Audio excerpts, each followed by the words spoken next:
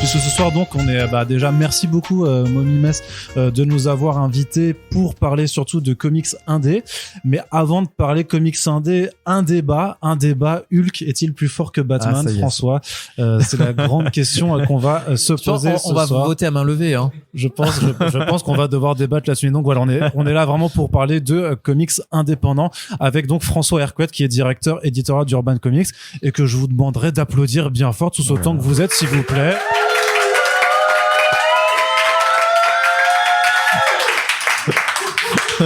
Et comme ça, les gens ils croient qu'on est 500 dans la salle. Merci le Zénith. On est au Zénith de Metz, effectivement.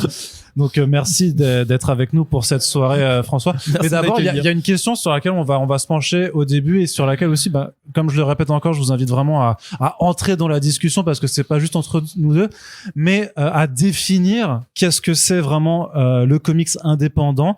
Donc c'est la question que je te pose de façon très ouverte. François, qu'est-ce que c'est pour toi le comics indé? De quoi on parle concrètement? Alors le comics indé.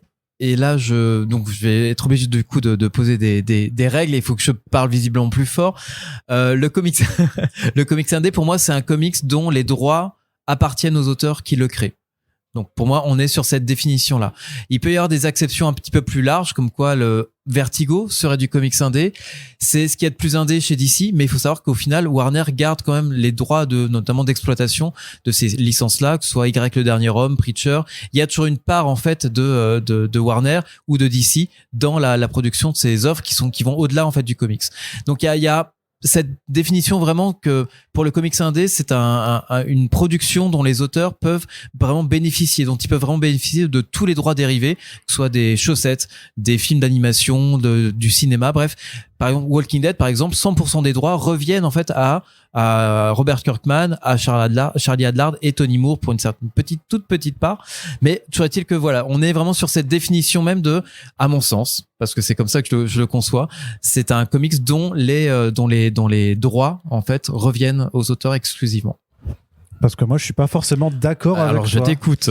Puisque, à mon sens, le comics indé, enfin, on a une façon de penser, et peut-être que vous êtes d'accord ou pas avec ça, mais qui est en fait de définir que tout ce qui est indé, c'est ce qui n'est pas du super-héros en tant que tel, et du super-héros mainstream, c'est-à-dire donc du DC ou du Marvel, mais que justement, quelque chose qui est publié chez Vertigo rentre dans le cadre du comics indépendant, parce que ça ne parle pas de super-héros. Pour moi, c'est inconcevable de penser qu'une œuvre comme Preacher, ou des titres même très confidentiels comme des séries Vertigo qui sont sorties comme Deathbed ou Frostbite que personne n'a connu puisque c'est jamais arrivé en France. Presse, c'est du DC Comics, donc c'est pas pareil. DC, c'est vrai. Mais en fait, des séries Vertigo, pour moi, ou même les séries du label Epic chez Marvel étaient aussi pour moi du comics indépendant. C'était le label indépendant d'un éditeur mainstream. Mais pour moi, c'est impossible de concevoir que Preacher ne soit pas du comics indépendant. Pour moi, enfin, du coup, je vais remettre une couche je vais boxer pour mon camp, mais c'est vrai que si on considère que les comics de genre en fait sont forcément de l'indé, c'est en fait limiter le comics, on va dire de DC au seul genre du coup super-héroïque, alors que c'est pas le cas. C'est que justement l'effort qu'ils ont fait à partir de 92-93 d'aller étendre leur production au-delà du super-héros, avec notamment la naissance et la création du label Vertigo, c'était vraiment justement pour diversifier un petit peu la définition même du comics en allant boxer dans d'autres genres que le super-héros. C'est qu'on avait du coup de la dark fantasy avec Sandman, on avait après plus tard on aura du thriller avec je sais pas 100 Bullets ou Scapt. Bref, Vertigo avait vraiment bénéficié à l'éclosion de la pluralité des genres, mais on reste quand même pour moi dans cette alors c'est là où pour moi c'est ce que je disais tout à l'heure, c'est que Vertigo est le plus indépendant en fait de ce que DC peut produire, dans la mesure où on est comme sur des œuvres d'auteur. C'est-à-dire qu'on est effectivement pas sur des commandes, c'est que DC n'a pas dit tiens il me faudrait bien j'aimerais bien avoir en allant voir Jason Aaron et RM Guerra, j'aimerais bien avoir une série qui se passe dans les réserves indiennes aujourd'hui. Non, ça c'est vraiment du coup les auteurs qui sont venus avec cette volonté de mettre en avant cette thématique là. C'est vrai avec l'ensemble des titres Vertigo. Donc dans cette on pourrait peut-être mettre en fait dans cette définition d'indé la volonté ou l'œuvre d'auteur avant tout. En fait, vraiment d'avoir cette patte de l'auteur, et c'est là où je peux rejoindre un petit peu cette définition là. Mais pour moi, vraiment, il y a ce côté. Alors, c'est peut-être un côté un peu juridique et un petit peu très terre à terre. Mais dans la mesure où l'œuvre n'appartient pas complètement du coup à l'auteur, et bien dans la mesure où tu as un petit peu Warner ou Disney qui sont un petit peu là comme des producteurs, l'indépendance au final elle est assez relative. Ah, il y a un commentaire. On a déjà une première intervention, vas-y. Bonjour, ça m'amène une question. Quand on a par exemple un Disney ou un Warner qui intervient après la publication originale d'une œuvre et on acquiert les droits, est-ce que c'est dire que l'œuvre à la base qui était potentiellement indé cesse d'être indé? C'est une question intéressante parce qu'on est aujourd'hui avec des œuvres d'auteurs qui deviennent des licences. Alors pas forcément spécifiquement dans ce cas de Disney qui rachèterait du coup une œuvre indé, mais je pense notamment à Walking Dead, dont aujourd'hui l'exploitation alors revient aussi aux auteurs, donc là ils bénéficient de tous les droits, mais elle devient tellement énorme que ça n'est plus vraiment une œuvre d'auteur, ça devient plus une vraie exploitation de licence. On est vraiment là-dessus. Hellboy aussi passe aussi sous ce drapeau, pas ce drapeau, mais ce pavillon. En fait, on était à la base sur une création d'auteur.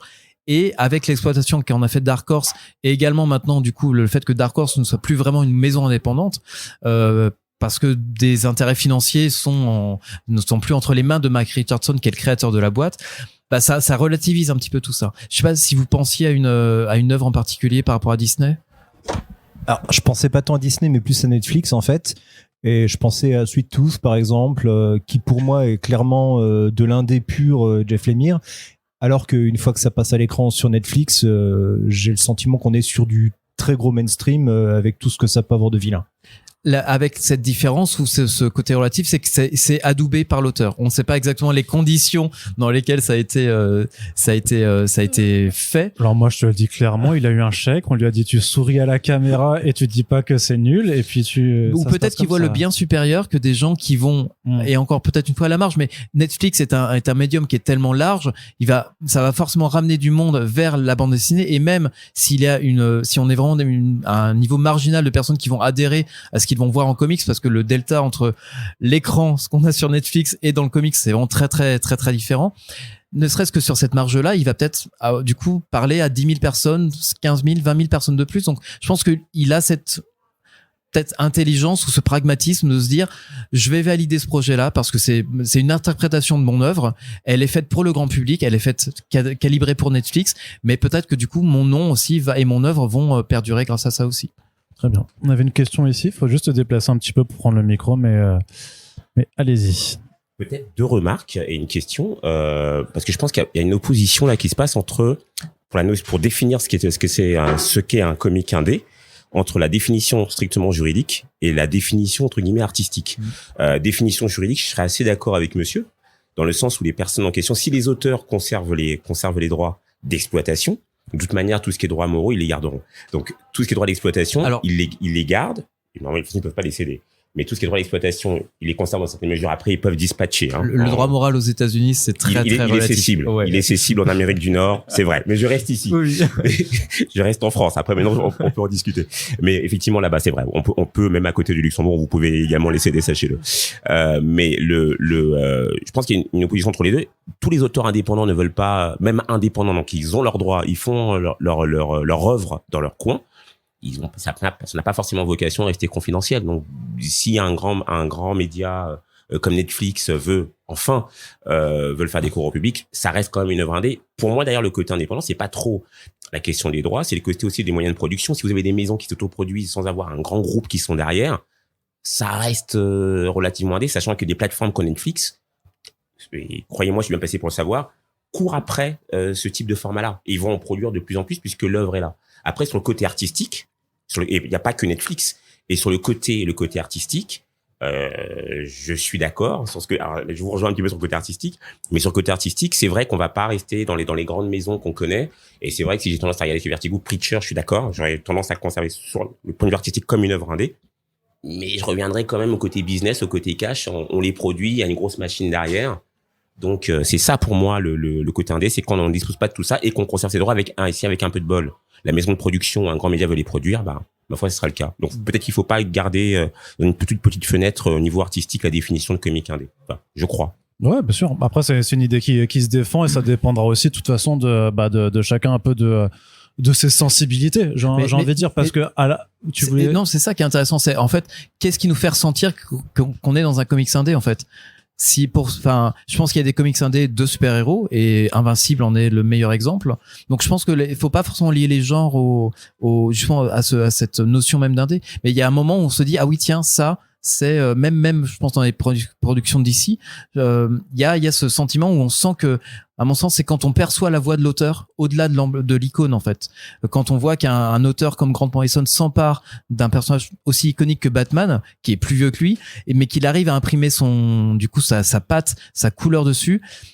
On est alors encore une fois pas dans de l'indépendant, mais on perçoit en tout cas l'œuvre d'auteur. Et je pense que ce qui prévaut dans le comics indé, c'est vraiment sentir vraiment la personnalité de l'auteur, quelque chose qui fait vraiment d'une œuvre quelque chose de singulier par rapport à ce qui pourrait être fait depuis très longtemps.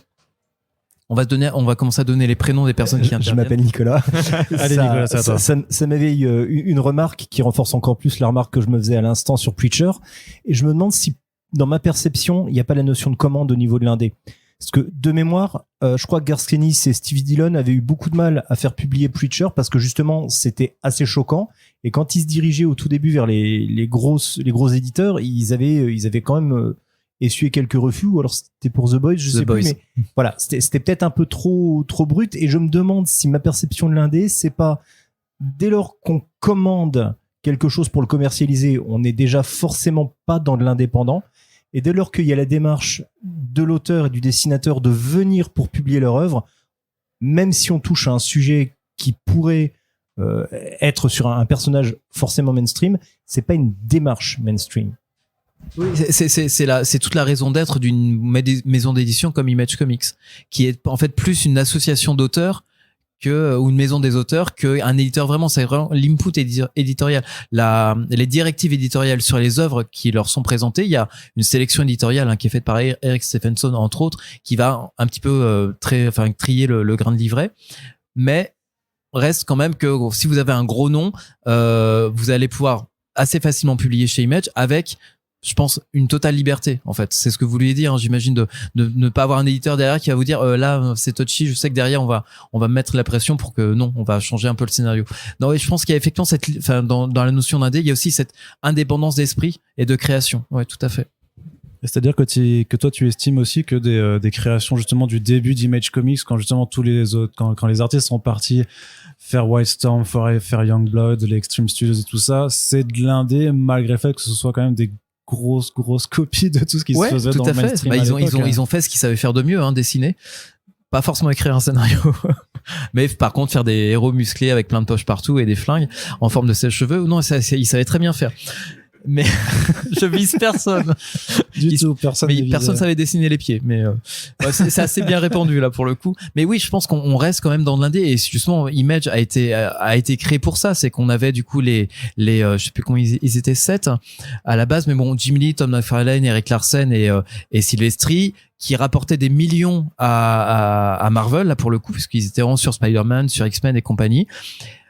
En ont eu marre en fait, en gros, de faire gagner des millions à Marvel et de quasiment de ne rien toucher, notamment sur les produits dérivés. Ils se sont dit voilà, on va faire sécession et on va créer nos propres personnages et toucher 100% des droits. C'est la genèse en fait vraiment d'Image Comics là-dessus. Donc oui.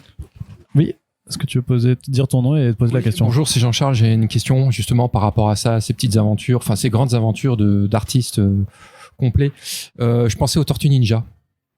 Parce qu'au final, avec Kevin Eastman et Peter Laird, ils sont, ils étaient dans un petit studio, leur maison, et ils ont fait les premiers comics. Ils se sont rendus compte que en fait, il y avait une grosse de gros fans derrière qui les ont suivis. Ils savaient pas s'ils allaient pouvoir sortir 5 numéros, 6 numéros. L'aventure avançait au fur et à mesure des ventes. Mais au final, est-ce que c'est indé ou pas? Parce que c'est quand même maintenant énorme. On a vendu énormément de produits, ils ont vendu énormément de jouets. Enfin, il y a eu plein de films dessus. Enfin voilà, maintenant c'est devenu une grosse marque. Je vais laisser François répondre parce que ça va le mettre dans sa propre contradiction, je pense. Mais c'est vrai que on est sur le truc qui appartient aux auteurs, mais c'est vrai que les Tortues Ninja, c'est Nickelodeon, c'est Hasbro, c'est des tonnes de jouets, de films, de séries animées. C'est pour moi, ça reste indépendant tant que la volonté des auteurs prime sur la direction en fait que va prendre la série. Mais est-ce qu'ils l'ont gardé? Bah ça faut leur demander, je sais pas. Mais je suis d'accord, c'est vrai qu'à un moment, et encore une fois, on parle des Américains qui sont très pragmatiques quand il s'agit de gagner de l'argent, qui sont prêts à vendre leur âme et à signer n'importe quoi. Donc c'est vrai qu'à un moment, je pense que cette indépendance-là, ils peuvent la lâcher. Je m'exprimerai pas en ce qui concerne Eastman et Laird parce que je connais pas bien le dossier à ce niveau-là. S'ils se sont compromis en signant avec Nickelodeon et même jusqu'au premier film et les premières figurines qui ont pu paraître très très vite au final, hein, parce que on parle quand même des années 90 là-dessus. Mais pour moi, ça cesse d'être indépendant à partir du moment où la volonté de l'auteur ne prime plus en fait sur la destinée de la création et que du coup il y a des intérêts commerciaux qui viennent entraver. Finalement, il y aura les tortues vont devenir bleues par exemple. Elles pourraient. Je sais pas. Elles pourraient. Mais en tout cas, moi j'invite. Alors par contre, si tu veux poser une question, ce sera dans le micro. En fait, pour la petite histoire, si je me trompe pas, hein, ça, du moment où ils ont voulu intégrer une tortue ninja de sexe féminin, c'est là où justement ils se sont séparés. C'est-à-dire que en gros, tu parles de Vénus ou de Jennika, parce que Jennika c'est plus récent quand même. C'était la tortue ninja avec le bandeau jaune. Dans le deuxième film. Hein. Ouais. Ah non, je parle tout récemment, alors il y a 2 ans là. Non, je parle de vraiment à l'époque quand au niveau des comics quoi, enfin au niveau. C'était Vénus alors. Je pense, ou c'était au niveau, en tout cas au niveau des dessins animés. Je sais que c'est un personnage, l'intégration de ce personnage-là qui a fait une rupture entre les deux. Mais là, on était dans un différent artistique entre les deux créateurs. Voilà, il n'y a pas encore du coup en gros d'un producteur qui dit non, moi je veux. Non, c'est le producteur. Non, du moment que je pense qu'il récupérait son investissement. Voilà. Mais oui, pour la petite histoire, c'est une séparation entre les deux créateurs. D'accord. Et c'est que récemment encore où ils ont pu se revoir et essayer de renouer des liens, mais c'est vrai que depuis, c'était compliqué. Moi, j'avais une question à te poser, François aussi, parce que en fait, on disait qu'on était là pour les 10 ans de Mommy, mais c'est aussi quelque part de façon coïncidence les 10 ans d'Urban aussi, en fait, cette année. Est-ce que en fait, il y avait des accointances en fait pour créer la maison d'édition, la librairie en même temps, je ne sais pas, le complot peut-être, un complot culturel en France. Mais au départ, quand tu te lances avec Urban, toi tu veux donc publier, enfin la maison signe pour reprendre DC Comics, mais très rapidement, enfin toi t'as déjà dans l'idée de faire aussi du comics indé selon ta propre définition de ce qu'est l'indé alors. Oui, non. Complètement, pour moi ça a toujours été indissociable. C'est quand on fait quand on est une maison d'édition qui fait du comics en France, on avait la chance d'avoir cette énorme licence que peut être DC avec ce bestiaire de 70 ans à l'époque ou 75 ans d'histoire à raconter, mais moi, j'ai commencé chez Delcourt. Donc vous voyez un petit peu le catalogue comics où il y avait certaines licences comme Star Wars par exemple qu'on développait avec Thierry Mornay. Mais on avait Hellboy, on avait Invincible qui ne marchait pas à l'époque et c'était une grande plaie béante dans notre cœur. Il y avait Walking Dead qui cartonnait, donc ça c'était chouette. Spawn. Et il y avait Spawn. Et il y avait Witchblade, et il y avait Fathom, et il y avait en gros tout, il y avait Darkness également. Enfin bref, il y avait toute cette création en fait qu'Image avait apporté. Donc on avait, au moment où je travaillais chez Delcourt, il y avait cette dichotomie vraiment entre Panini qui publiait Marvel et DC au même moment. Et puis Delcourt qui représentait plus le pendant indé. Moi j'ai commencé les comics, alors si je remonte à ma petite enfance, avec forcément du Superman et du Batman et du Killing Joke beaucoup trop jeune, mais quand j'étais étudiant sur Rennes, moi c'était Spawn the Undead, c'était tous les mini-séries de Violator par Alan Moore, enfin j'étais vraiment baigné dans cette création qui a été et cette révolution qui a été Image. Heureusement après, cette première génération de titres a muté vers quelque chose de beaucoup plus, à mon sens, ou avec beaucoup plus de sens, puisque les scénaristes, il y a toute une vague de scénaristes qui sont venus renforcer la proposition et puis l'opportunité qu'offrait Image pour la scène indé, et encore parce qu'on parle d'indé, mais vraiment le vrai indé américain, il est un peu moins mainstream en fait que même ce que peut proposer Image Comics. Mais moi c'est dans ma culture en fait, l'indé est indissociable de la définition même de comics. à mon sens, tu vois, le mainstream se nourrit de l'indé et inversement. C'est quelque chose qui est venu au fur et à mesure. Mais j'ai un exemple, hein, c'est que il y a un moment où la question se posait de quand on lance Saga, est-ce qu'on met par l'auteur de Y le dernier homme. En fait, bon, il n'y a pas eu besoin parce que Saga a été identifié comme tel, vraiment par le nom de Brian K. Vaughan était suffisamment connu pour du coup pour lancer. Puis la qualité a été suffisamment présente pour lancer la série d'elle-même. Mais on s'était posé la question et si on avait posé la question à DC à un moment de est-ce qu'on peut associer un titre que vous publiez chez Vertigo à une série indé, la réponse aurait été non. Ça aurait été un non définitif. Et puis quelques années après, on a vu du coup une collection, une série de Swamp Thing avec par le créateur de Saga qui était imprimé. C'était même pas un bandeau, pas un sticker, c'était imprimé sur leur bouquin. Donc le rapport de force, c'est aussi un petit peu inversé à partir du moment où Image Comics s'est mis à représenter, a été le troisième gros acteur. En fait, on parle des Big Two, mais Image Comics est arrivé, je crois que c'est à partir de 2012-2013 avec les ventes notamment de Walking Dead comme le troisième plus gros acteur en fait du marché américain. Donc ça a vraiment renversé aussi un équilibre des forces, ce qui fait que même en termes de carrière pour les auteurs, là où ils pouvaient se mettre dans les années 90-2000 comme le summum, vraiment le climax un petit peu de leur carrière, c'était de terminer sur Spider-Man ou sur Batman, eh bien ça n'est maintenant plus qu'une étape. C'est une étape qui leur permet de toucher des centaines de milliers de lecteurs, mais derrière ils vont aller faire de l'indé et ramener du coup tout ce lectorat, toutes ces personnes qu'ils auront sensibilisées à leur touche, en fait, leur voix personnelle, eh bien, ils pourront les ramener sur leur projet personnel où là, pour le coup, ils touchent 100% des droits. Donc, il y a eu ce basculement un petit peu de logique, mais je m'éloigne de ta question. L'indé, pour moi, est constitutif de ce qu'est la scène comics aujourd'hui. Je peux pas me dire éditeur de comics sans faire d'indé. C'est parce que déjà, d'une part, c'est parce que c'est ce que j'aime. C'est que à partir du moment où quand j'ai eu les clés en fait ou le droit de faire un petit peu d'éditer du comics comme je l'entendais. Eh bien, je suis rentré très très vite en contact avec Brian K. Vaughan quand j'ai su qu'il avait cette nouvelle série en cours, et ça s'est fait grâce à Nico Henrichon avec qui il avait travaillé sur Pride of Baghdad. Et Nico Henrichon était un auteur qui faisait partie du groupe, et notamment il avait travaillé avec le Lombard. À ce moment-là, j'ai rencontré du coup Nico en disant voilà, je sais que Brian bosse sur Saga, j'ai pas lu encore une seule ligne, mais je veux absolument savoir de quoi est faite cette série. Et très très vite, en fait, on est rentré en contact. Ça s'est fait de manière très naturelle. Encore une fois, grâce à Nico Henrichon à qui je rends grâce aujourd'hui.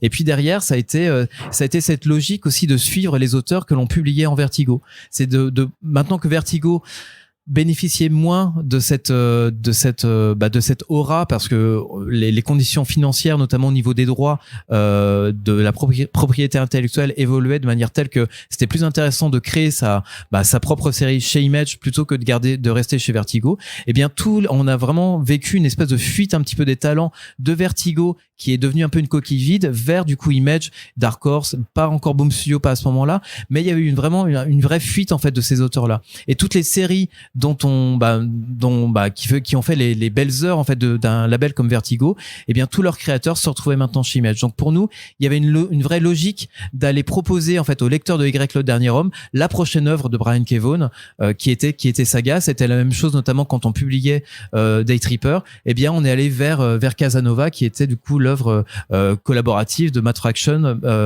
Fabio Moon et Gabriel Ba. Donc il y avait vraiment cette volonté de prolonger un petit peu ce suivi d'auteur qu'on a eu depuis le début. C'est que même si on est l'éditeur de Batman, et c'est quelque chose qu'on peut beaucoup entendre, on a vraiment eu à cœur depuis le début de mettre en avant les auteurs tout simplement, et de mettre notamment sur la couverture le nom de Grant Morrison aussi gros que celui de Batman dans une collection, enfin une série qui s'appelle Grant Morrison présente Batman ou Geoff Jones présente Superman. On a eu à cœur de mettre l'auteur au cœur même vraiment de ce qui rend ces icônes-là encore vivantes. Sans ces auteurs-là, ces icônes que sont Batman, Superman ou Wonder Woman sont mortes depuis 40 ans. C'est vraiment les auteurs qui sont la sève de vraiment de longévité de ces icônes-là. Donc on a vraiment eu à cœur de démontrer à DC que c'était pour nous très important, notamment pour notre culture française, où l'auteur reste une porte d'entrée, où on peut aller voir Grant Morrison pour Batman, mais peut-être qu'on va rebondir vers Flex Mentalo derrière et enchaîner sur Doom Patrol. L'auteur est une porte d'entrée en plus de l'icône en fait qui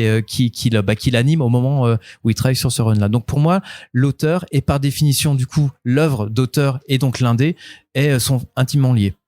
Mais comment on fait techniquement quand tu lances une maison d'édition? Comment tu fais pour construire un catalogue indé. Donc on sent déjà que effectivement tu dis il y a un rapport en fait de cause à effet avec les auteurs, c'est-à-dire que si tu as déjà publié quelqu'un, tu vas en mainstream, tu vas pouvoir le publier en indé. Mais admettons aussi que à ce moment-là, quand la maison d'édition se lance, t'es sur un peu un terrain vague. Donc tu peux aussi prendre des paris, tu dois aller sonder le terrain, regarder qu'est-ce qui marche aux États-Unis, comment vraiment ça se construit une ligne éditoriale là-dessus. Bien, elle se construit en plusieurs temps. Ça a été d'abord, du coup, ce suivi d'auteurs, c'est ce que j'appelle littéralement la poursuite de ces auteurs-là, du coup, d'aller les chercher là où ils sont. Et ensuite, ça a été de s'adapter aussi à une scène indé, notamment chez Image, qui était en pleine explosion. C'est qu'on a vraiment vu à partir de, ça devait être 2012, non, peut-être 2013, 2014, tous ces auteurs qui sont effectivement partis de chez DC, mais également partis de chez Marvel. Je pense notamment à Rick Remender, à Jonathan Hickman. Alors, autant Remender, lui, a coupé les ponts avec Marvel, autant Hickman, lui, boxe encore dans les deux, sur ses œuvres indées, mais également toujours chez Marvel.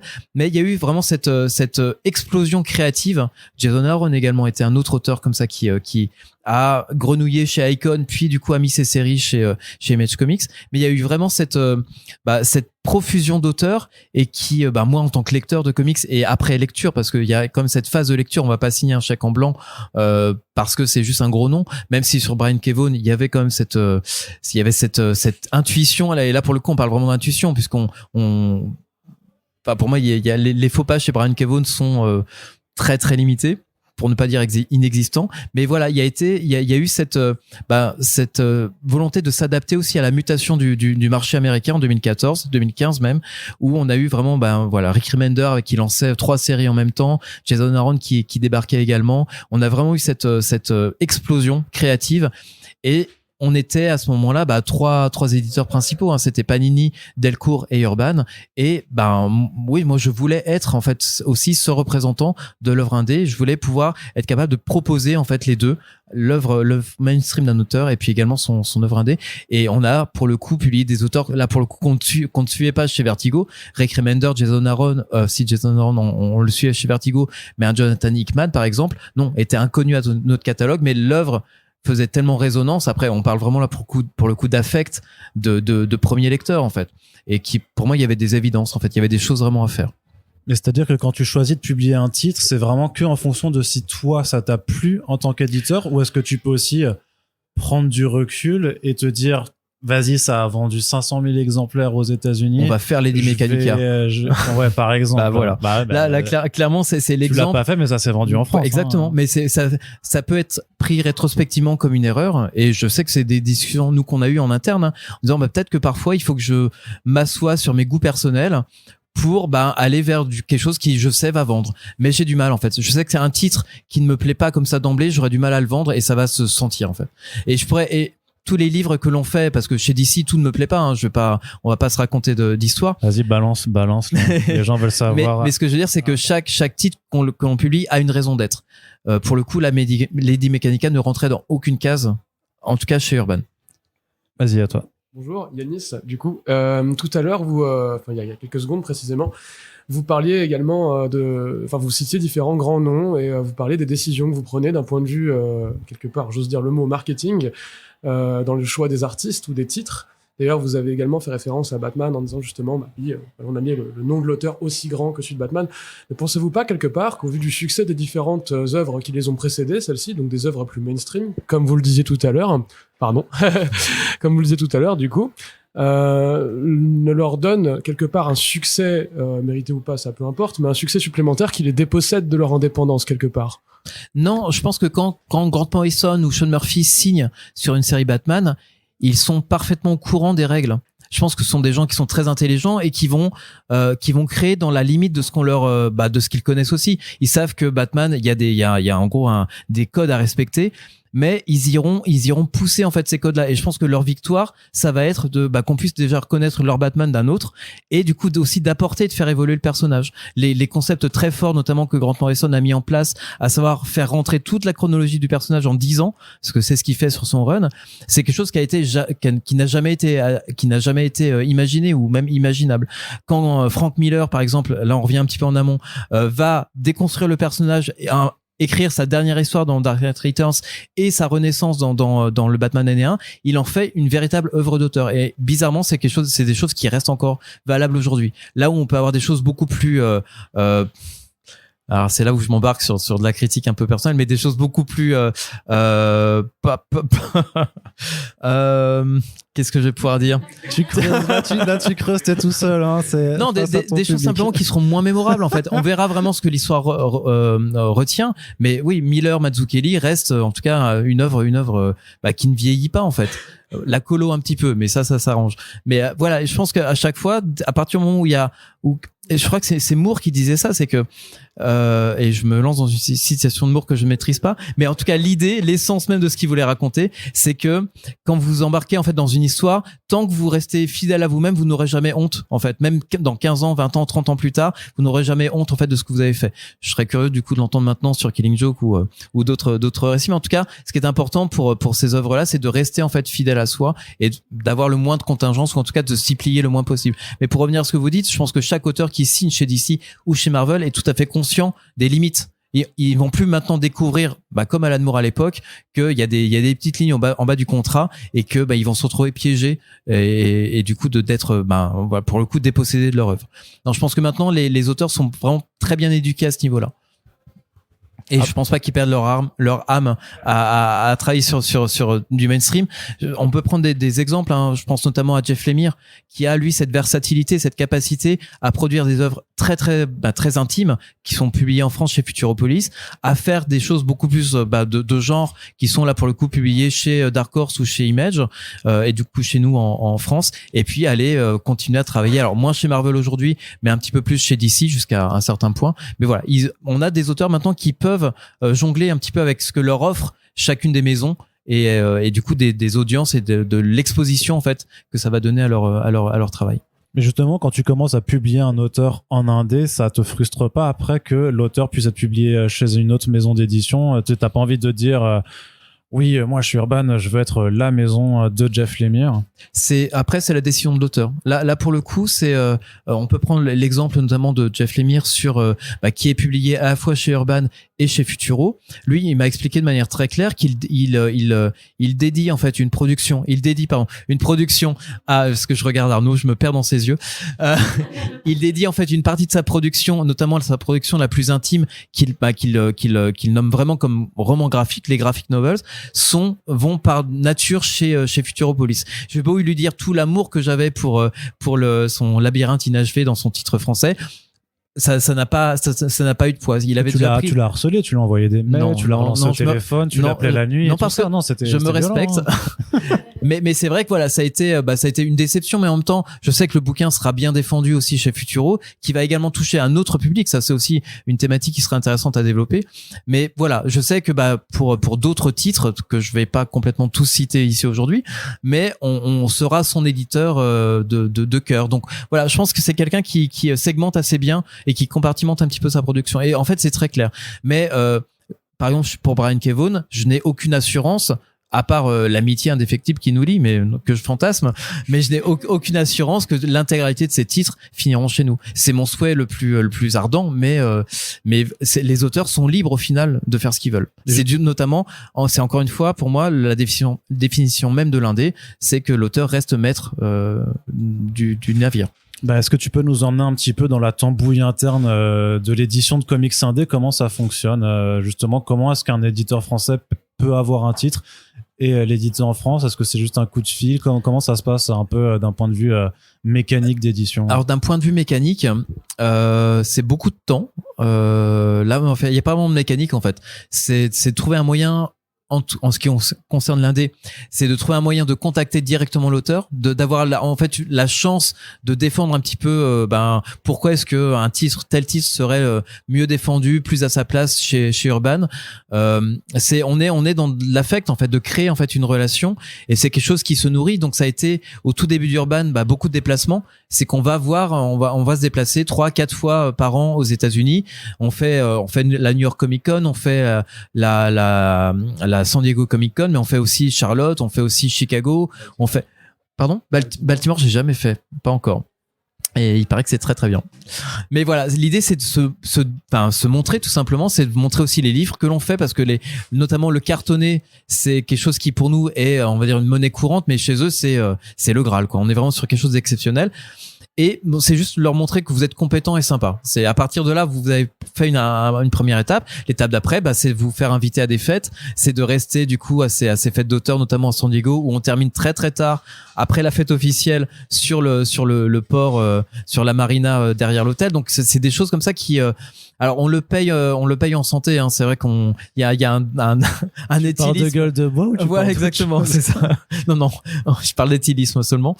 Mais non, après on paye vraiment de notre personne, mais je pense que c'est commun au monde de l'édition en général. C'est que j'ai jamais signé un contrat en état d'ébriété, mais il y a forcément un lien en fait qui se crée quand vous voyez les gens, quand d'une convention à une autre, vous êtes reconnu, vous dites ah oui tiens c'est le gars français, il est plutôt sympa. Voilà, on est sur ce niveau en fait d'abord de relations humaines. C'est là-dessus qu'on a basé. Enfin, je pense que les auteurs que l'on a contactés, que ce soit Remender, Lemire, Jock, Snyder, Brian K. Vaughan, bref tous ces auteurs là, on les a rencontrés en vrai. Et il y a pas d'auteur en fait entre guillemets maison avec qui on puisse se dire eux c'est automatique, c'est Urban, sans qu'on ait eu avant cette relation là. Donc il y a forcément un investissement humain, mais bon qui est naturel avec tout métier de l'édition. On reste pas dans notre bureau, hein, ça fonctionne pas comme ça. Et puis derrière, il y a forcément aussi une puissance financière, hein. C'est que le groupe qui est Média Participation permet du coup d'avoir une offre qui soit crédible, après qui soit pas forcément décorrélée, mais c'est vrai que quand on se retrouve face à un autre éditeur français qui lui va peut-être se mettre à dévisser en termes de prix, on sait que derrière on peut asseoir. Après parfois il est arrivé aussi que l'auteur dise on m'offre plus là, mais je décide d'aller quand même avec vous. Ça arrive, hein. C'est assez rare. On reste quand même avec des Américains. Juste pour qu'on comprenne, pour que tout le monde comprenne bien, c'est qu'en fait voilà, pour avoir les droits d'un comics indé, il faut faire une offre en fait à l'agent ou à l'éditeur, et qu'ensuite il y a une forme d'enchère qui se passe pour pouvoir éditer le bouquin en France. Ça dépend. Il y a plusieurs configurations, mais effectivement en général on fait une avance en disant j'ai lu ça, j'aimerais bien lire le deuxième, troisième. On aimerait en lire le plus possible, mais souvent alors c'est pas l'auteur qui nous dit ça, parce que l'auteur est représenté souvent par un agent, mais l'agent dit j'ai déjà 3 offres alors qu'il y a même pas un numéro de publié. Donc bon, en gros, c'est une sympathique pression qu'on peut subir. Mais moi, je demande quand même toujours de lire le maximum de ce qui est produit déjà avant de faire une offre. Et sur cette base-là, je dis ouais, moi j'y crois. Voilà pourquoi, en gros, voilà tous les arguments pour lesquels je pense que cet auteur-là ou cette série-là serait bien accueilli, parce qu'on a un historique de vente, parce qu'on a des libraires qui suivent déjà le projet, parce que voilà ce qu'on a pu produire aussi en termes de couverture médiatique. Donc c'est autant, plus on a d'expérience et plus on a d'expérience réussie aussi, plus c'est simple en fait aussi de convaincre l'agent. Après, effectivement, vient la danse un petit peu des avances, et il y a parfois plusieurs tours pour à qui fera la meilleure enchère, tout simplement. Après, il y a aussi des moments où on lâche l'affaire parce que ça n'a plus de sens, c'est hors sol économiquement, et on sait que même si on peut très bien vendre le titre, il y a un moment où on va pas mettre le bouquin à 35 € parce que faudra rembourser l'avance. Ça ne marche pas. Vas-y, une nouvelle question. Nicolas, au moment du choix, est-ce qu'il y a toute une équipe qui va lire les premiers titres, ou est-ce que c'est vraiment un individu qui, en son âme et conscience, est capable de se décider si on y va ou pas? Oui, je plaide coupable. C'est moi, c'est ma faute. C'est quelque chose qui évolue un petit peu. C'est que maintenant, je fais un peu plus tourner les séries en interne. Mais c'est vrai que je reste quand même à la direction éditoriale en fait de la chose. Après, il peut y avoir des séries qui m'ont été remontées ou que j'avais pas capté. Par exemple, je pense, alors c'est pas de l'indé, mais je pense à une série comme Gumball. Moi, c'est quelque chose qui était passé sous mon radar, et c'est Sarah qui est éditrice chez nous qui dit ça, je sais que moi mes gamins à la maison ils sont à fond quoi. Donc on a regardé, on a étudié le truc, on a fait une offre, c'est passé, et derrière ça a été un énorme carton. Donc voilà, on vient un petit peu aussi comment dire, diversifier un petit peu aussi ce qu'on peut publier. Pardon, j'ai encore une question qui me vient à ce moment-là.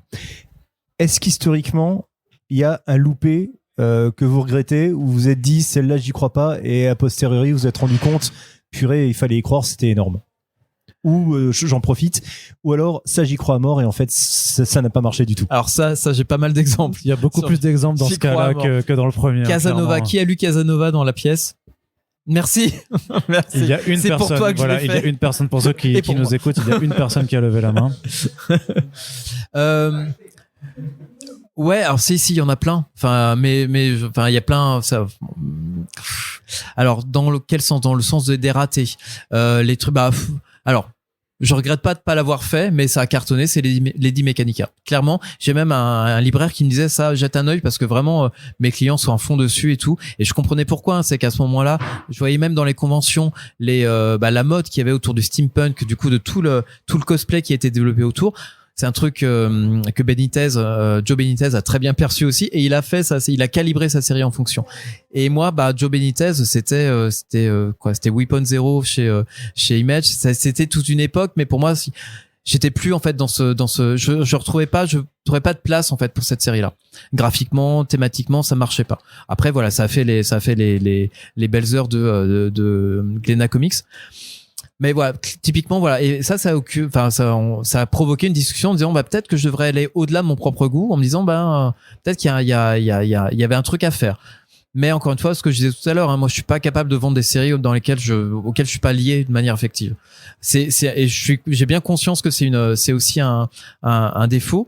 Mais au moins, ce que je vous vends, j'y crois vraiment, quoi. J'y vais pas par défaut, par dépit ou quoi que ce soit. Donc, ce qui fait qu'en indé, effectivement, on est dans une curation qui est de mon fait, mais qui est aussi ma charge. C'est que je dois donner une direction, en fait, à la maison d'édition. Et, ouais, c'est vrai que la pluralité des voix, en fait, c'est pas une démocratie, quoi. C'est un peu, à un moment, il faut quand même, du coup, une direction, et c'est moi qui la prends, mais qui prend aussi les responsabilités. Mais après, ça, voilà, on parlait tout à l'heure de Gumball, de cet exemple-là, ça permet de diversifier, d'enrichir, de faire un truc que moi, qui est passé complètement sous mon radar, quoi. Et ça fonctionnait bien. Ça me permet de rebondir sur un truc dans lequel je croyais à mort et qui a tellement pas marché, c'est Adventure Time. L'adaptation d'Adventure Time en comics, qui pour moi en plus était de qualité parce que on sentait bien en fait la folie qu'il pouvait y avoir dans la série animée en comics. Ça fait un four mais monumental. Il y a plusieurs facteurs après. Contrairement à l'Espagne, je crois, et l'Italie, où là ça cartonne, mais parce que Adventure Time passait dans le secteur, sur les chaînes du secteur public. Et rien que ça, en fait, c'est une caisse de résonance énorme. Et je pense aussi qu'en France, on est moins fun. Je pense que le public français regarde les choses étranges de manière un peu plus distante et aime bien mettre les choses dans des cases. Et du coup, Adventure Time, ça brise un petit peu tous les modèles connus. Donc, je pense que c'était un peu trop foufou pour le lecteur. Pourtant, français. Rick and Morty, ça a bien marché, tu vois. Pardon? Rick and Morty, ça a vachement bien marché. C'est vrai, mais c'était sur Netflix. Je pense qu'il y a aussi ça, et puis c'était de l'adulte. Enfin, du coup, il y a beaucoup de choses parce que quand on parle d'Adventure Time, on est vraiment entre les deux. On est encore à un âge où parfois c'est les parents qui valident ou pas un achat, donc c'est très différent. Rick and Morty, on est tous majeurs normalement quand on c'est mieux. quand on y adhère. Mais alors clairement, Rick and Morty, je sais que ça a été des discussions notamment avec Sullivan où il me disait est-ce que j'y vais, est-ce que t'y vas, enfin bon, voilà, je dis non, moi écoute, j'ai eu ma déconvenue avec Adventure Time, je vais pas refaire le coup une deuxième fois, et ça a été l'énorme carton parce que j'avais pas mis dans mon équation la donne Netflix. C'était diffusé sur Netflix, qui était du coup devenu un outil de démocratisation d'une œuvre et d'une licence qui a été énorme et que je n'ai pas saisi à l'époque. Ouais, tout à fait. Mais est-ce que c'est le cas à chaque fois, justement, parce que t'as plusieurs, quand on parle de Netflix, t'as plusieurs en fait comics que tu édites qui ont eu le droit à une adaptation sur Netflix. Donc on a mentionné Sweet Tooth avant, mais aussi Sandman qui est sorti cet été. Est-ce que ça existe un effet Netflix sur les ventes de bouquins? Parce qu'on sait sur les super-héros que les films de super-héros, même les séries, n'attirent pas forcément plus de ventes. Je pense que ça a été peut-être une de tes désillusions éditoriales sur les 10 dernières années. Mais par contre, on a remarqué qu'il y avait des séries sur Prime ou sur Netflix qui ont un effet. Donc, est-ce qu'il y a un effet Netflix, un effet streaming sur les ventes de comics indés? Alors, ça a été vrai au tout début. On parle de Rick and Morty. Ça a été vrai pour Umbrella Academy également, qui ont vraiment bénéficié de cet attrait-là. Ça a été vrai pour Lock and Key. Et je pense qu'il y a eu un moment où il y a eu un petit peu d'usure. C'est qu'on a compris que le modèle Netflix n'était pas non plus synonyme, en tout cas pour l'édition de succès immédiat. Et notamment Sweet Tooth, où on a eu il y a quand même eu un bip sur le radar. C'est qu'on a quand même fait des ventes supplémentaires qui étaient assez conséquentes, mais qui n'avaient rien à voir avec ce que je voyais chez Delcourt avec Umbrella Academy ou Invincible après qui était diffusé sur Prime. Mais parce que je pense que le delta entre, encore une fois, ce qu'il y avait sur l'écran et ce qu'il y avait dans le comics, ça avait rien à voir. Donc les gens ont pu être refroidis par le dessin de l'émir à un moment. Par contre, Sandman, je pense que c'est la première fois que Urban bénéficie d'un effet Netflix ou d'un effet série télé. Si j'ai pas de mémoire d'autres comparatifs. On a eu beaucoup de déceptions, que ce soit Deadly Class qui est passé sur Canal Série où c'était un non-événement. Enfin bon, et on a eu beaucoup de nos séries qui ont quand même été adaptées, et Sandman a été la première à vraiment décoller. On a eu on a fait x10 en termes de vente. C'est que là où on vendait pour vous donner une idée, c'est que Sandman, on en vend entre 10 et 35 exemplaires par semaine du tome 1, ce qui est honnête pour un titre qui n'a plus de nouveauté, qui reste quand même à 35 €, qui est un investissement, on va dire, comme en temps et en réflexion qui est certain. Et à partir du moment où il a commencé à y avoir de la promo autour de la série, on est passé à 35, 40, 50, 70. Au moment de la diffusion, on était à 600 par semaine. Il y a eu un vrai bond. Et ce qui était chouette, c'est que, alors oui, le tome 1 a vendu plus que les autres, mais sur le tome 2, l'attrition, en gros, la perte de vente qu'on avait d'un tome à un tome suivant était pas énorme, en fait. Donc, il y a vraiment toute la série, l'ensemble des 7 tomes, et du volume Death et des Waking Hours et des The Dreaming, en gros les nouvelles séries, les nouveaux titres de Sandman ont également bénéficié de ça. Et avec l'annonce de la saison 2, enfin du coup de la validation de la saison 2, c'est une excellente nouvelle, surtout pour ce que je considère être une adaptation de qualité. En tout cas, j'imaginais pas pouvoir voir ça sur un écran un jour. C'est une adaptation, donc on n'est pas non plus dans l'adaptation pure et ultra fidèle du comics, mais pour moi c'est très satisfaisant, même intellectuellement. Je trouvais que c'était on était dans ce qu'on pouvait espérer quand on parle de Sandman, et avoir du coup d'avoir cette œuvre là qui est redécouverte. Alors c'était quoi? C'était 89 les premiers, enfin du coup, et qui c'est 30 ans après, hein. Voilà, 30 ans après, merci pour le calcul. Et du coup d'avoir vraiment cette œuvre là qui est redécouverte par une toute nouvelle génération, c'est un vrai bonheur. Juste, j'ai envie de te dire, vous avez regardé Sandman ou pas? Donc la majorité, est-ce que vous aviez lu Sandman avant de regarder la série? Ou quand même, donc c'est plus Est-ce que depuis vous avez acheté du Sandman? Non. Ah zut, c'est mauvais échantillon. C'est parce qu'ils sont toujours à 35 € les tomes, c'est pour ça. Ils ont pas baissé de prix, François, c'est pour ça. Hein. Non. Que ça marche pas. Mes parents, justement, c'est que tu disais qu'il y a pas cet effet. Sur déjà que Sandman, selon ta définition, c'est pas de l'indé. Si on revient au début de la conférence. C'est une œuvre d'auteur, mais c'est pas de l'indé, juridiquement. Bah oui, ça n'appartient pas techniquement. Oui. Si, bah vas-y, tu peux reprendre le micro. Il est là pour ça. Bertrand. Alors finalement, pour mettre tout le monde d'accord, est-ce que finalement l'indé c'est celui qui ne va pas obéir à un cahier des charges? Oh. Ouais, je te laisse. Oui, en fait c'est ça, c'est ce qu'on disait, c'est que tant que l'auteur reste maître d'œuvre, en fait, sur sa création, ça reste sa personnalité indépendant dans l'œuvre. C'est une œuvre qui se dessine. Vous avez parlé de Miller tout à l'heure, qui a fait un nouveau Batman. Et qui restera. Et qui restera. C'est vrai. Donc, mais je suis d'accord. Je pense que Gaiman bénéficie encore d'une, en gros, d'une volonté, en fait, indépendante de. Ah, oui, je pense, je veux y croire. Mais je pense qu'il y a eu quand même des concessions faites avec Netflix. Est-ce que à ce moment-là, on quitte pas un peu le champ de l'indé? Mais je pense qu'à partir du moment, à partir du moment où on passe sur le mainstream, donc on sort de la bande dessinée, que c'est une adaptation. Oui. Alors là, je rejoins. Je suis désolé, je suis obligé de mettre un genou à terre. Là, on n'est plus indépendant. On part d'une œuvre indépendante, d'accord. On va exploiter une œuvre qui était à la base indépendante et puis on va l'adapter puisque c'est même pas une adaptation fidèle et c'est pour plaire au plus grand nombre parce qu'on sur cette plateforme-là. Et là, pour le coup, il y a des charges, c'est celui de Netflix. Voilà. Ouais. Et si l'auteur touche un maximum, si on doit parler un peu de manière un peu prosaïque. Bon, il va pas s'en plaindre, même s'il aura peut-être changé de religion à ce moment-là, mais ça, c'est encore autre chose. Oui. Et justement, on parlait de Sandman, mais c'est vrai qu'à l'inverse, t'as des séries comme Deadly Class que t'as mentionné ou Paper Girls qui ont droit aussi à des adaptations, mais qui là, par contre, n'ont pas trouvé d'écho. Non, ça a pu faire connaître le titre, en fait, à un public qui était déjà un peu sensible aux comics, mais en termes de vente, non, il y a eu aucun impact à ce niveau-là, non. Mais ce qui m'amène à une autre question et que tu avais un petit peu laissé entendre avant, c'est quoi le public en fait des comics indés en France et est-ce que ça marche aussi bien? Parce que justement, mis à part Saga, dont on connaît le succès, qui a été Eisnerisé, dont on sait que ça a aussi été un très gros succès en France. Et qui a été sélectionné 4 fois dans la sélection officielle d'Angoulême. Voilà, 4 années de suite, ça n'est jamais arrivé pour aucune autre série. Et qui a presque failli recevoir un fauve en plus. Après, je sais pas ce qui s'est passé. Mais ce que je veux dire, c'est que on voit souvent des titres qui connaissent un succès immense aux États-Unis. Est-ce que ça se reproduit forcément en France? Est-ce qu'on a le même public? Est-ce qu'on a le même lectorat au final entre les États-Unis et la France pour ces titres indés? Pour le commercial, j'aimerais te dire que oui, mais non.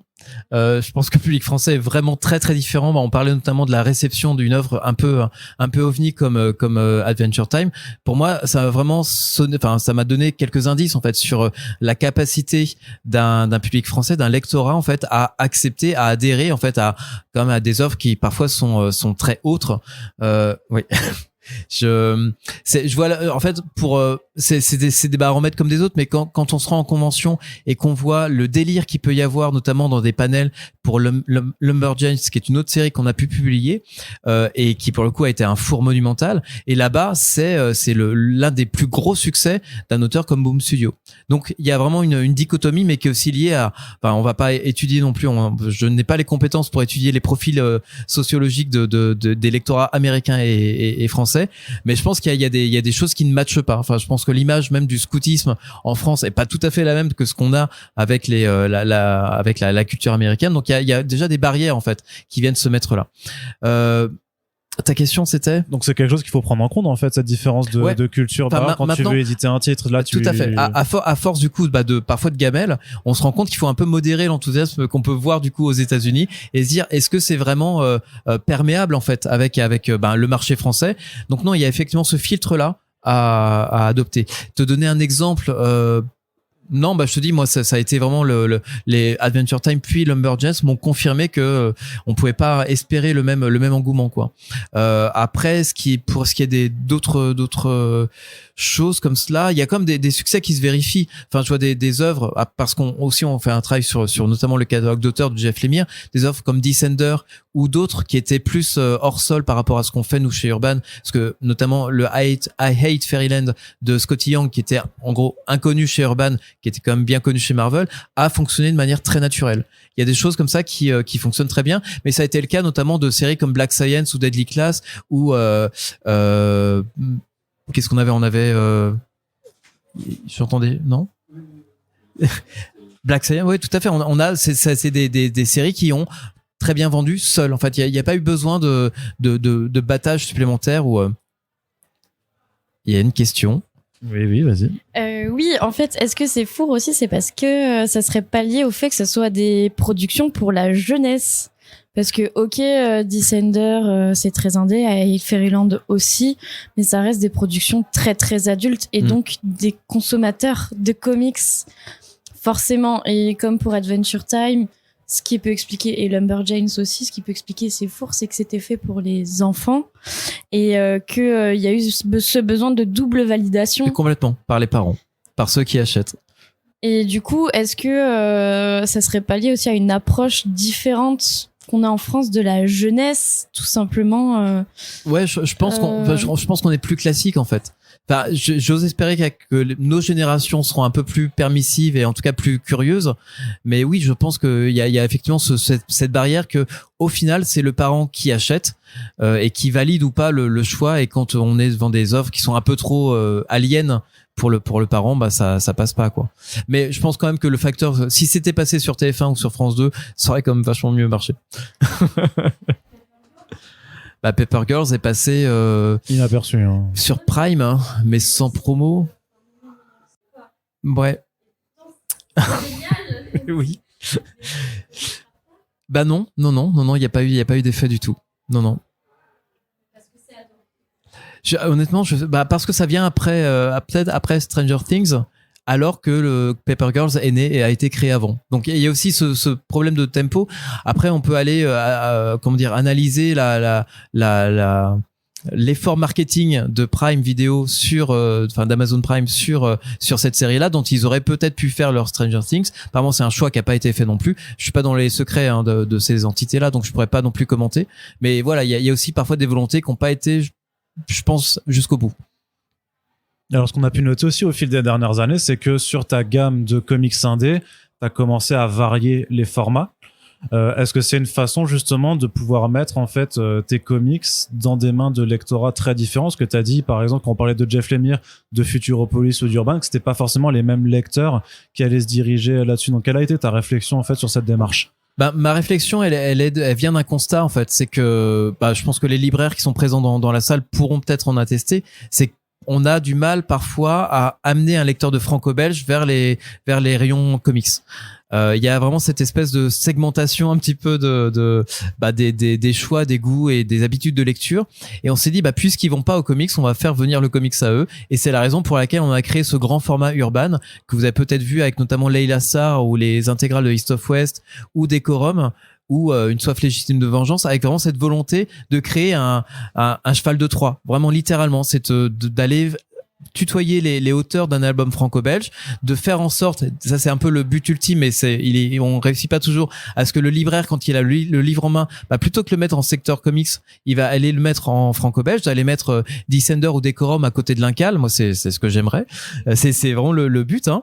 Et du coup de faire se rendre compte en fait aux lecteurs de BD européennes que le comics, non seulement c'est autre chose que du super-héros, mais que la qualité de ces œuvres-là elle est au moins égale en fait au grand canon et aux grands classiques, notamment de la SF ou du comics d'horreur à venir avec cette maison près du lac. Oui, une autre question. Alors, c'est pas vraiment une question, c'est une confirmation de la stratégie parce que ça a marché sur moi. Ah, Voilà, je suis un grand lecteur de justement BD franco-belge et c'est grâce à des titres que tu as cités que j'ai commencé à m'intéresser un peu plus à ce qu'ils faisaient en comics avec l'auguste conseil de Allison entre autres et de l'équipe de Mommy, mais c'est vrai que pour le coup c'est des formats qui me parlent plus et moi je joue beaucoup aussi au dessin. C'est pour ça que tu posais la question avec Sandman. En fait Sandman, ça fait très longtemps que j'adore Neil Gaiman mais que j'achète pas la BD parce que le dessin me parle moins que d'autres choses et que j'ai l'impression sur les œuvres que tu as citées ça me parle plus. Ouais. Du coup voilà, c'est juste une confirmation de la stratégie du format. Ce lectorat existe, merci de l'incarner. Mais enfin, j'allais dire, garde le micro, parce que du coup, moi, j'avais une question à te poser là-dessus. C'est que qu'est-ce qui faisait que tu ne voulais pas y aller avant quand c'était dans un format standard de comics, alors qu'en plus, là, je te passe la pommade, mais en plus, je sais que en tout cas, Urban a les moyens de faire des efforts, notamment sur ses lancements de séries, à faire des prix, des lancements à 10 euros, ce que tout le monde peut pas faire. Mais du coup, c'est quoi ce qui t'arrêtait en fait dans le fait, si c'est vraiment le format qui t'a convaincu de te lancer là-dedans? Les seuls BD format comics que je pouvais avoir, c'était les Star Wars de Delcourt. Et il me semble que j'en ai quelques-uns de Dark Horse aussi, qui étaient avant, Dark qui a Horse France, édité les trucs de Vatine, les tout premiers. Et en fait, la taille des BD était plus importante, était plus grosse. J'avais l'impression qu'il y avait que c'était plus cher, plus dense. Et je prenais à l'époque, parce que c'est vrai que ça date un peu, la BD comme un plaisir détente et pas forcément intellectuel.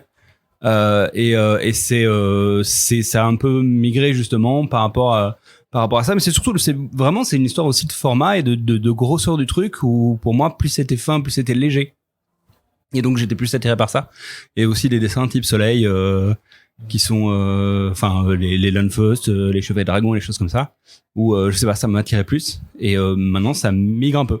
Donc voilà, je sais pas si j'ai répondu à ta question. Oui, en partie, oui. Mais c'est intéressant du coup de cette notamment cette appréciation au niveau du dessin, parce que c'est aussi une des comment dire, un des critères que l'on met en avant, notamment parce qu'on va pas passer tout l'indé, notamment dans ce grand format Urban. Ça n'aurait pas de sens. Il y a des choses comme je pense comme à Crossover par exemple, qui sont de Donny Cates et de Geoff Shaw, qui sont très ultra référencés comics, vraiment à la culture américaine. Et là, le grand format n'irait pas même, enfin dans ce grand format-là, on n'irait pas intéresser un lecteur de BD européenne. Là, ça n'a aucune chance de fonctionner. Par contre, il y a des œuvres comme ça qui vont être dont l'intérêt va dépasser en fait l'intérêt du seul lecteur de comics. Et je pense notamment, en gros, la sélection qui est faite aujourd'hui est représentative, à mon sens, de ces BD qui peuvent prouver aux non-lecteurs de comics que il y a autre chose à lire que du super-héros. C'est aussi des BD ultra intéressantes, indépendamment en fait du genre ou de l'origine même. C'est avant tout des bonnes bandes dessinées. Et je pense notamment à The Nice House on the Lake, donc ce titre qui va venir là en janvier, de James Newton Ford et Alvaro Martinez Bueno, qui est un récit d'horreur qui à mon sens a cette capacité de t'intéresser. Je te tutoie, je prends l'initiative. Et oui, voilà, je pense qu'on est là-dessus sur une œuvre qui est aussi dense. On est sur du peut-être un petit 180 pages pour le premier volume, et vous aurez l'impression d'en avoir pour 2 heures de lecture, et c'est littéralement le temps que vous allez passer à décrypter un petit peu tout ce qui se passe. C'est vraiment passionnant. On est vraiment sur sur ces œuvres dont l'ambition en fait rejoint aussi en gros ce qu'on peut mettre ou ce qu'on peut vouloir voir dans une BD européenne.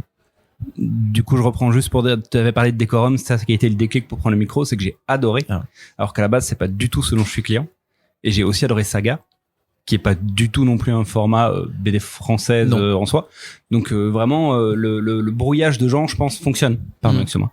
Je pense que vraiment il y a en tout cas pour quelqu'un qui à la base est pas du tout comics, ça attire le truc, quoi. Et il y a aussi un travail sur la couverture. C'est vrai que le contenu, forcément, le propos, mais la couverture, vous le verrez en fait notamment dans la refonte graphique qu'on a faite des couvertures des intégrales de East of West, qui n'ont rien à voir avec les éditions qu'on a pu faire en petit format, du moins à l'époque en indé. On a vraiment choisi ce parti pris d'aller dans quelque chose de beaucoup plus en phase avec ce qu'on pouvait trouver en fait dans les rayons franco-belges. Et c'est le choix qu'on a fait également sur chacune des couvertures, où on essaye de se différencier au maximum d'une culture américaine de l'image, vraiment d'avoir quelque chose de beaucoup plus européen. Du coup, je rebondis. Est-ce que c'est ça qui ferait pas la différence entre les lecteurs de comics et de BD? C'est que les lecteurs de comics vont chercher des scénaristes plutôt qu'un dessin. Pour voir de manière assez large, mais souvent le scénariste va être ce qui va être un argument, tandis que effectivement les lecteurs de franco-belge vont être plus sensibles au dessin. Est-ce que, donc là, c'est ce que tu disais par rapport au traitement de l'image, est-ce que tu sens que ton travail d'éditeur aussi change complètement et que tu berces vers autre chose, bien que tu restes avec des œuvres américaines? Alors, il y a du jugement de valeur que je peux pas me permettre de valider ou pas. mais je suis d'accord avec toi pour dire qu'il y a une attention au dessin. Il faut que ce soit, dans les canons du joli. En fait, on pourra pas aller dans quelque chose de trop expérimental. Et j'ai bien Décorum en tête, mais Décorum excelle dans chacun des styles en fait que Michael Huston tente. Donc là-dessus, on reste comme dans une expérience graphique qui est assez marquante. Mais il y a d'autres titres. Par exemple, on peut parler de Sandman. Sandman dont le dessin date de 89, en gros des années 90. Est-ce qu'il serait convertible dans un grand format urbain? Je pense pas que ce serait et pourtant le sens est là, mais l'expérience graphique, elle serait pas. J'ai adoré le design de la série. De la série télé? Ouais. Qui est très adapté en fait à notre époque. Là, qui pour le coup au niveau lumière et niveau forme, on est quand même là pour le coup une vraie adaptation. Ouais. Est-ce que c'est plus compliqué de faire un peu ta prospection pour chercher les nouveaux titres indés aujourd'hui, parce que tu parlais de l'explosion un petit peu d'Image Comics des années 2012 à 2014, mais maintenant on a Boom Studios, on a IDW qui en remet une couche aussi sur le Creator Round, on a des nouvelles structures qui sont apparues comme Ahoy, comme Aiwa, comme plein d'autres éditeurs que peut-être vous avez jamais entendu parler d'ailleurs, tu vois, mais il y a vraiment, en fait, ça a explosé vraiment sur les 5 dernières années, il y a au moins une demi-douzaine de structures qui sont apparues, parfois même certaines qui en fait apparaissent et disparaissent au bout de 2 ans, mais en tout cas il y a vraiment, c'est un marché qui est en pleine ébullition. Et est-ce que toi, parce qu'il faut que tu édites les bouquins, mais aussi si tu dois lire à chaque fois pour trouver ce que tu veux publier, est-ce que tu perds pas tes journées après, hein? C'est un métier qui est très très dur, on doit lire plein de comics. Oui. Moi j'y arrive pas, je sais pas comment tu fais, hein, mais... non, c'est pas plus dur, et puis même là effectivement ce que tu décris, c'est ce qu'on voit depuis 2 ans, depuis presque la sortie du confinement où c'était déjà un petit peu en gestation, mais on a vraiment une nouvelle créativité en tout cas qui est très intense. Là où je trouvais que justement 2018-2019 on arrivait à des tassements créatifs qui notamment qui étaient peut-être dus au on va dire à l'ère ou à l'espèce d'ère Trump en fait qui pesait, qui devait en tout cas peser sur les consciences et sur les intellects. Moi j'attendais justement, c'est ce que je crois que j'avais mis dans une newsletter, c'est que notamment j'espérais qu'il y ait une vraie réaction au niveau des élections américaines, que durant le mandat de Trump, il y allait y avoir cette explosion, cette espèce de rage, en tout cas ce besoin d'exprimer en tout cas autre chose que la réalité que les gens subissaient. Et j'étais fort mari, si je dis ça de manière un peu polie, c'est que j'étais assez déçu en fait de la scène créative qui ne représentait pas, je pense, le degré de frustration et du coup peut-être de créativité qui pouvait résulter vraiment de cette crise morale aux États-Unis. Il a fallu vraiment attendre la chute de Trump et je pense la maturation. Je pense que vraiment les auteurs, là où moi j'attendais une explosion, une réaction très positive de création, je pense qu'ils ont c'était un chaos technique en fait. Ils ont pas compris ce qui leur était tombé dessus. Je pense que notamment un scénariste comme James Tynion Ford analyse ça très très bien, notamment quand il raconte la genèse d'une série comme Department of Truth, qui va développer son récit autour des théories du conspirationnisme, qui est très en vogue. J'aimerais dire qu'aux États-Unis, malheureusement, c'est quelque chose qui s'internationalise très très bien. Eh bien, il racontait que cette série-là est née justement de cette digestion un petit peu de la claque qui a été l'ère Trump et que ça ne pouvait pas naître en fait avant ou pendant. On est vraiment ici sur quelque chose qui a été très maturé et quelque chose qui au final est à mon sens la meilleure réaction possible. Peut-être que j'aurais été au final déçu par des choses très réactionnaires, en tout cas des gens qui disent fuck Trump et qui vont pas aller au-delà et interroger les raisons notamment de la montée un petit peu de ce nationalisme et de ce qui arrive en tout cas cette dérive morale aux États-Unis.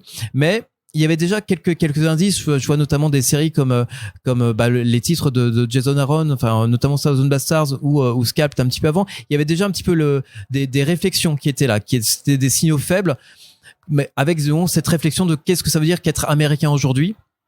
Bon, c'est des choses qui du coup évoluent maintenant, mais je trouve en tout cas que ce qui vient après ça, en tout cas le confinement et l'explosion aussi de cette offre créative qui parfois, à mon sens, ces éditeurs-là ne vont pas non plus apporter quelque chose de très très neuf en fait à la scène, mais par contre il y a des auteurs qui sont littéralement découverts. Je pense à mon sens que James Tynion Ford fait partie de cette génération qui ont explosé parce qu'ils ont su se nourrir de sens, vraiment de cette frustration, cette incompréhension et de ce manque, à mon sens, de compas moral qui peut y avoir aujourd'hui, notamment aux États-Unis. Il en nourrit vraiment chacune de ses créations et pour moi c'est un véritable enfant en fait de cette crise-là. Et je sais plus quelle était la question. Est-ce que c'est pas plus dur pour moi de trier? Non, en fait, parce que je pense qu'on est là dans un renouveau créatif. C'est ultra plaisant, en fait, de se demander en ouvrant un comics, qu'est-ce que je vais lire? C'est le bonheur, en fait, de faire ce métier-là. C'est que même dans des moments où c'était un peu plus tranquille niveau création et un peu plus décevant, il y a toujours cette excitation de chaque semaine, on voit arriver des nouveaux numéros, des nouvelles séries, des choses dont on n'avait jamais entendu parler avant. Et du jour au lendemain, littéralement, on peut tomber amoureux d'une œuvre. C'est un truc que je n'ai pour cause jamais connu ailleurs parce que j'ai jamais vraiment fait d'autres métiers, mais je pense que c'est une chance de pouvoir rester émerveillé en fait de la créativité de ces auteurs-là et vraiment c'est ça d'un jour à l'autre de découvrir un univers dont on soupçonnait pas l'existence. Donc non, il y a aucune difficulté. T'avais peut-être une autre question dessous. De savoir comment tu fais pour transmettre après en fait cet amour que tu peux avoir sur une BD. C'est comment on fait pour réussir à toucher un public. C'est le rôle de l'éditeur, c'est le rôle des libraires, c'est le rôle des. C'est vraiment un travail d'équipe. C'est qu'en fait, à chaque fois, c'est que de manière très prosaïque, c'est que quand on choisit du coup de publier une série, quand on fait une offre, qu'elle est acceptée, derrière notre charge, c'est effectivement du coup d'aller la promouvoir, d'aller la vendre, d'aller convaincre en fait les premières personnes qui vont être en contact avec cette œuvre-là. C'est pas le lecteur, c'est d'abord les commerciaux. Et les commerciaux, faut les embarquer, faut leur raconter une histoire, faut leur dire pourquoi cette œuvre-là elle est différente de telle autre, pourquoi est-ce qu'on a choisi en fait de la publier, pourquoi est-ce qu'on va y passer du temps, pourquoi est-ce qu'on y a mis de l'argent, pourquoi est-ce que ça va porter en fait notre catalogue et le développer vers quelque chose de encore mieux que ce que ça pouvait déjà être. Donc faut déjà que ce message-là soit retranscrit de la manière la plus intelligible, la plus simple possible et la plus forte. Donc en gros, c'est tout l'art du pitch. En gros, résumé en une phrase, l'essence même de quelque chose. C'est une aberration. Moi, j'évite en général les cross-références. Genre, c'est Game of Thrones qui rencontre les Sopranos. Pour moi, c'est à chaque fois, le résultat est toujours en dessous, en fait, de ce que représente vraiment l'œuvre. On veut juste raccrocher à des images qui sont faciles à identifier, de manière à ce que je dis, ah oui, j'aime bien Sopranos, donc peut-être que j'ai aimé ça, mais pour moi, c'est des raccourcis qui, au final, fonctionnent assez peu. Faut essayer vraiment de dire pourquoi est-ce qu'une œuvre est unique. C'est le seul moyen en fait de pouvoir convaincre quelqu'un. Après, faut aussi prendre en considération que c'est parfois des références ou un dessin ou une thématique qui ne va pas plaire à tout le monde. Et ça, faut aussi mettre faut vraiment avertir aussi le commercial en disant ça. J'ai un exemple plutôt de comics mainstream de DC en disant ça, le scénario il défonce, mais le dessin il va être un peu compliqué. Ça peut être tout à fait le cas aussi sur une œuvre indé en disant là voilà, il va y avoir un travail, un accompagnement à faire. Et le mieux à faire dans ces moments-là, quand on sait qu'on a un scénario qui est très très fort et un dessin qui est, on va dire, moins joli entre guillemets ou moins commercial, c'est quand on peut le faire, c'est en fait le donner à lire en fait au libraire, le donner à lire au commercial, mais également au libraire. Quand on a eu la chance de publier notamment Toutes les morts de Leila Sarr, on a imprimé le livre de manière à ce que le commercial reparte avec. Pour moi, c'était une offre qui était à ce point importante. Il fallait et qui était en même temps complexe aussi à résumer. Pour moi, il y avait pas de meilleur argument que le livre en lui-même qu'on a traduit, lettré, imprimé tel quel. On l'a donné du coup aux commerciaux. Il faut savoir qu'à ce stade-là, quand on présente les titres aux commerciaux, les livres n'existent pas avant 4-5 mois. Parce que ce sont des bouquins qui vont vendre pour plus tard. Et là, du coup, ils sont repartis de notre réunion commerciale avec le livre. Et ça, souvent, ça change tout. Et ça s'est vu. Enfin, je sais pas si les commerciaux que vous avez pu voir sont venus avec le livre. En tout cas, vous en ont parlé d'une manière un peu plus habitée que Adrienne. Je pense fort à toi. qu'à l'habitude, mais par exemple, ce genre notamment d'effort fait souvent toute la différence. Et c'est ça. En fait, on est aussi dans une question d'éviter toute déperdition du signal. C'est que la passion qu'on peut nous avoir, la conviction, l'intuition que ce titre-là a une portée qui va au-delà de sa propre personne, ça reste quand même important quand on est éditeur. Faut que ce signal-là reste aussi fort au niveau du commercial, puis ensuite à la réception du libraire. Et le libraire ensuite, parce que je disais tout à l'heure à Clément, c'est que le libraire pour moi est l'éditeur ultime. C'est lui qui va disposer de l'ensemble des catalogues de l'ensemble des éditeurs et qui va du coup faire sa sélection et qui va jauger par rapport à son lectorat. Donc c'est pour ça qu'on parle vraiment d'une chaîne, c'est qu'on est tous très très imbriqués et que le point de départ c'est nous, c'est l'étincelle, c'est l'intention, c'est on essaie d'être le plus convaincant et le plus sincère possible.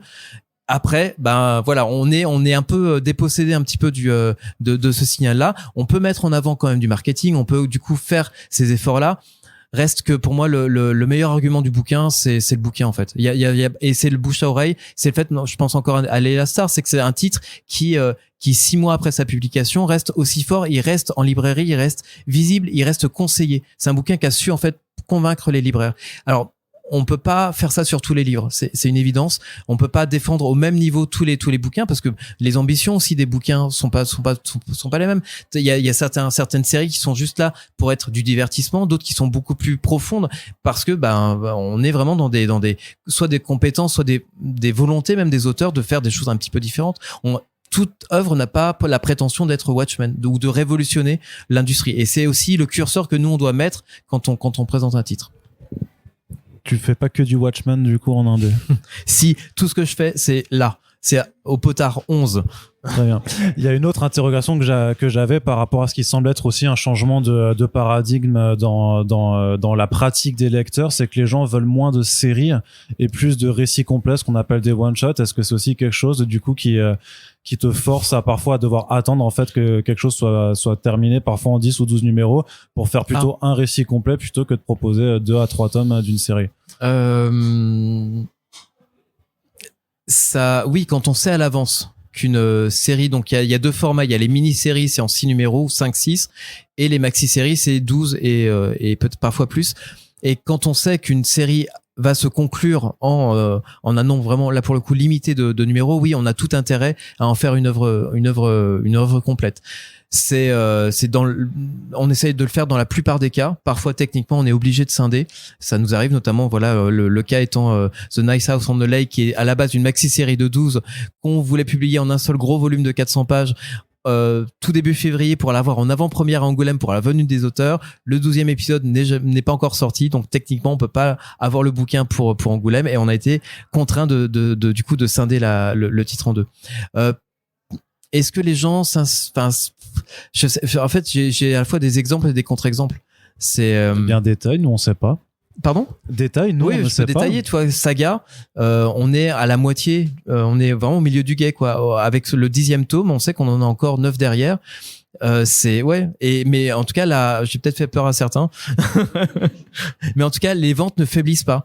Ça a été le cas aussi, alors sur autre chose, c'est pas de l'indé, on sort un peu du sujet, mais sur du Batman, t'as 9 tomes et ça a cartonné. C'est Batman. Ouais, c'est Batman, mais je veux dire, Saga, alors du coup, Saga est un petit peu le Batman de l'indé, mais on est sur quelque chose qui est suivi constamment. Ça a été sur, même Thousand Bastards ou Black Monday Murders, en fait. On sait qu'on est sur des séries, alors qui sont un peu plus limitées, là, pour le coup, mais on le sait pas, en fait, à la base. C'est que quand on signe pour une série, soit c'est très clair et l'auteur nous dit c'est en 10-12 j'ai bouclé mon histoire à tel niveau, soit parfois on n'en sait rien en fait parce que l'auteur lui-même n'a pas l'information.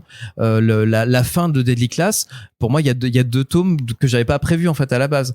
Donc c'est voilà qu'on est parfois soumis à ces aléas, mais qui pour moi j'ai toujours du mal en fait parce que c'est des choses que je vois sur des forums parfois dire j'adore cette série mais c'est en combien de tomes, mais si t'adores cette série pourquoi est-ce que tu veux que ça se termine, enfin, je comprends pas cette logique là, mais parce que c'est un investissement aussi. Si tu dois faire j'adore cette série mais bon c'est 8 tomes à 20 balles, bah tu sais que c'est un investissement qui sera plus important que si c'est 3 tomes. Oui, mais ça veut dire quoi? Ça veut dire que tu adores une série, mais tu considères que du coup ton budget te permet d'en prendre que 8 et du coup tu t'arrêteras, tu prendras pas le 9. Enfin, j'ai du mal à comprendre ça. Enfin, voilà, c'est un truc que ça clique pas. T'as pas de problème d'argent, c'est pour ça en fait. C'est peut-être parce que mes BD je les paye pas. C'est peut-être pour ça. Peut-être que c'est pour ça. Vu que tu les édites, c'est pour ça. Non, mais après non, c'est pareil parce qu'il y a des séries que moi que je suis et que je ne publie pas, donc que je paye. Et enfin, tu vois, moi je pense à, je sais pas moi, aux éditions de Dark Horse de Berserk. Elle me coûte un bras, mais je veux pas que ça se termine en fait. Et ça me prend de la place et de l'argent. Donc je sais pas. Après voilà, chacun effectivement gère son budget comme il l'entend, mais c'est vrai que moi, qu'on me dirait enfin je sais pas, entre 8 tomes de Saga et 19 ou 20, moi j'en prends 20. Hein. Très bien.